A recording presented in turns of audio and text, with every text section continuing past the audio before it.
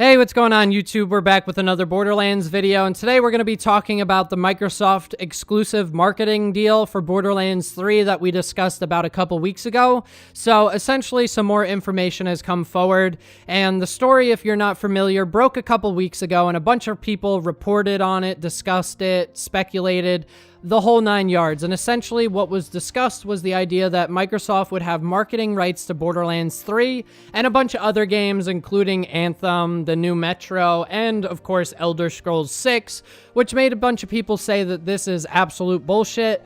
But the whole thing that I talked about is maybe not all of this list is true, but some of it's true. But since then, Randy Pitchford has come out and said that these reports are false, and then he went on to throw shade at people like me reporting the news or talking about it. So I want to talk about a few things in this video because it's not that black and white, but before we get to that, let's see his tweet. So let's talk about a few things that have to do with these sort of deals. On one hand, you'd like to say there's no way for a CEO of the company making the game not to know about a marketing deal where their game's going to be announced in about a month and a half. But on the other hand, this has happened before. We've had people in Randy's position not know about these decisions, be totally out of the loop, and have the publisher do things either behind their back or without their knowing.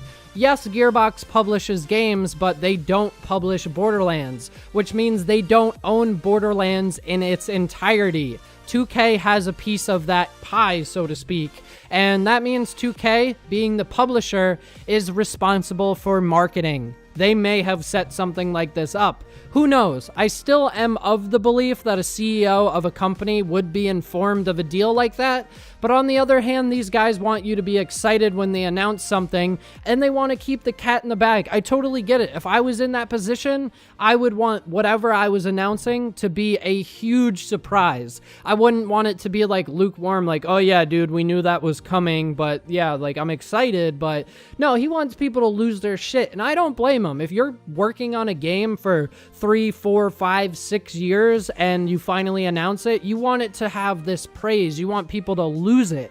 You don't want to be like, oh, thanks, Randy, but it was leaked 40 times, we know. Of course not. So I get it. Now, for argument's sake, for discussion's sake, we're going to talk about a few scenarios here that actually could happen. So one being that there's no deal in place, Randy's telling the truth, but that's no fun. So we're going to move on to number 2, which is the fact that Gearbox said they never signed a deal. Gearbox never signed a deal.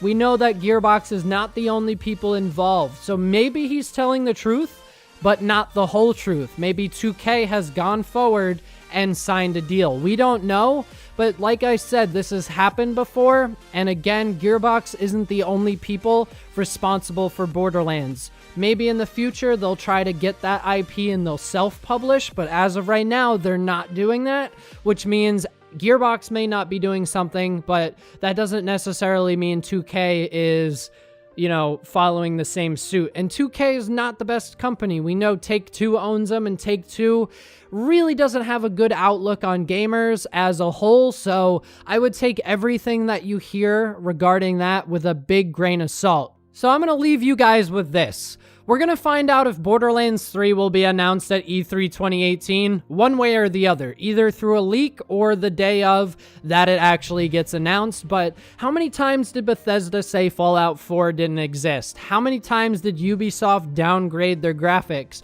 How many times did Sean Murray claim that No Man's Sky could do all the things that it couldn't do? Gearbox isn't innocent in doing things like this. We all know what happened with Aliens Colonial Marines, and that's them being very less than honest. Like, let's be fair, that is not exactly honesty, so I urge you to not just take everything for face value. Do some critical thinking, develop your own opinions and your own thoughts. But at the end of the day, I just try to get you guys informed and have an honest discussion. I'm going to go ahead and say that I think that perhaps that marketing deal was BS, but it wouldn't be out of this world to think that somebody that's about to announce a game that wants a lot of hype for it to deny until they announce it. It's happened so many times before. So again, thanks for watching, guys. I love the support. I really do appreciate it. I'll see you guys in the next video. Thanks for watching. Later.